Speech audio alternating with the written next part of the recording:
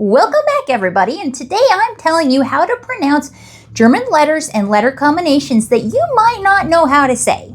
I'm going to tell you about umlauts. I'm going to tell you about those diphthongs, which is the vowel combinations in German, and also long and short vowels in German, which are a little different from English. And right at the end, I have kind of an oddball, so be sure you stick around for that one too. First off, we have vowel combinations that a lot of beginners ignore or they're not quite sure how to say, and that's the long and short vowel combinations. So the short vowel combinations are similar to English, where you're going to have just the vowel and maybe two consonants afterwards. And also just if you have the vowel by itself anywhere, that's basically the short default version. But if you see like two O's next to each other, two A's next to each other, two U's, which is kind of rare, but you might see it. Or if you see like an OH, AH, UH, those are long vowel combinations in German, and they're treated a little differently from English because in English, you have the O combination, and when it's short, it's like an ah. And when it's long, it's an O. So you have a really drastic change in the sound in English. But in German, the sound does not change that drastically, but you just kind of linger on it a little bit longer and spend a little more time saying the vowel.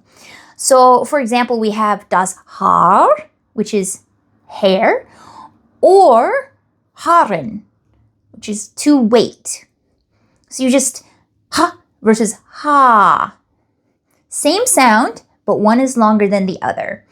And this is, really important in differentiating some words like stehlen versus stellen. And even Ofen versus Ofen. So if you ever see a German vowel with an H after it, with another vowel, like two of the same vowel next to each other, or if you see the vowel with just one consonant and then another vowel, those are all going to be long vowels that you need to spend a longer time pronouncing. Let's move on to diphthongs, which are those vowel combinations you see in German, like AU, IE, things of that nature. We'll start with AU, and that makes an ow sound, like ouch or couch. So in German, some words with the AU could be like Baum, Maus, things like that. If you add an umlaut over the A, that will change this diphthong to make an oi sound, like toy or boy. So that happens when you make things cute, for example, like Häuschen, Mäuschen.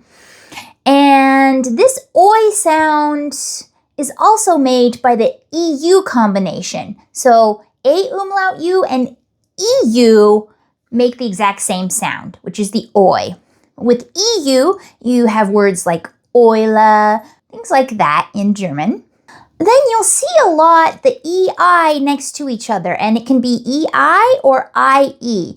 And one trick I use for pronouncing these is you just say the name of the last letter. So if it's EI, then it makes an I sound.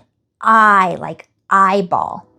If you have IE, then it makes an E sound, like cheese. E. So this makes a big difference in the meaning of the word. You really have to choose the right sound. And some words are possible either way, which makes it even more important to differentiate between the words. Like if you have riechen, to smell, versus reichen, to hand over or reach. Now this I sound, like eyeball, is made by two other vowel combinations in German. That's the AI, like in my, and the AY. That's also an I sound, which is why this city where I went to school, where I lived in Germany, is called Bayreuth. Ich bin wieder da! and not Beirut. Wow! Wie schön! Next up is German characters that do not exist in English. So this is going to be your Umlauts, your Eszett, things like that. We'll start with Eszett. Eszett is kind of they call it the sharpest S, the sharp S, and that's always kind of the like snake, which is an important differentiation to make in German because a lot of the time the S will sound like the English Z, like Z, Z. So this Eszett is always kind of a snake S sound. And yeah, it looks kind of different. I have a video about how to type it. So if you want to know how to type on the keyboard, I also talk about how to type the umlauts. Next up is a umlaut. So this makes an A sound, like play, A. So pretty easy. And this helps you to differentiate between like fallen versus fehlen. Yeah, so it's very important. Now comes a tricky one, the O umlaut. And this sound does not really exist in English, so English speakers have a lot of trouble with this one. So I'm going to demonstrate this for you, but let me explain first. You're going to start out by saying A, like hey, but A, and just notice how your mouth is positioned, how everything is positioned. Stop. Don't change anything except the lips. And you're going to round your lips like you're whistling, but everything else stays the same. Your tongue, your teeth, your mouth, just change the lips and then continue making the sound as if you're saying A. So A,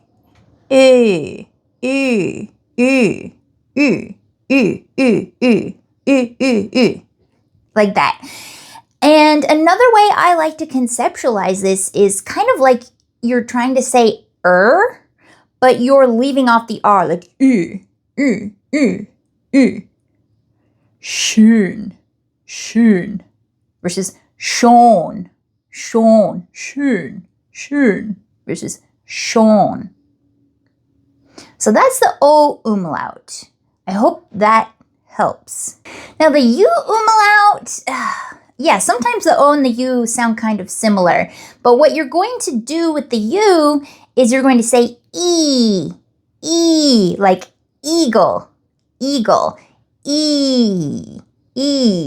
And then notice where everything is.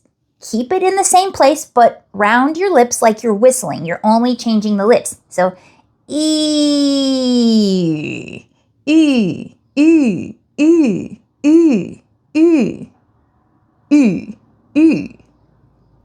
I also like to say you can kind of think of the word you in English. You, like you. So you just take off that initial E sound from you, and that sounds a little bit like the U umlaut. So you could say drücken. Drücken versus drücken. Hope that helps.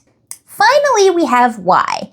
And from the German alphabet, it's usually pretty obvious how to pronounce everything, but I find that a lot of people struggle with the Y because it's like upsilon. What does that mean?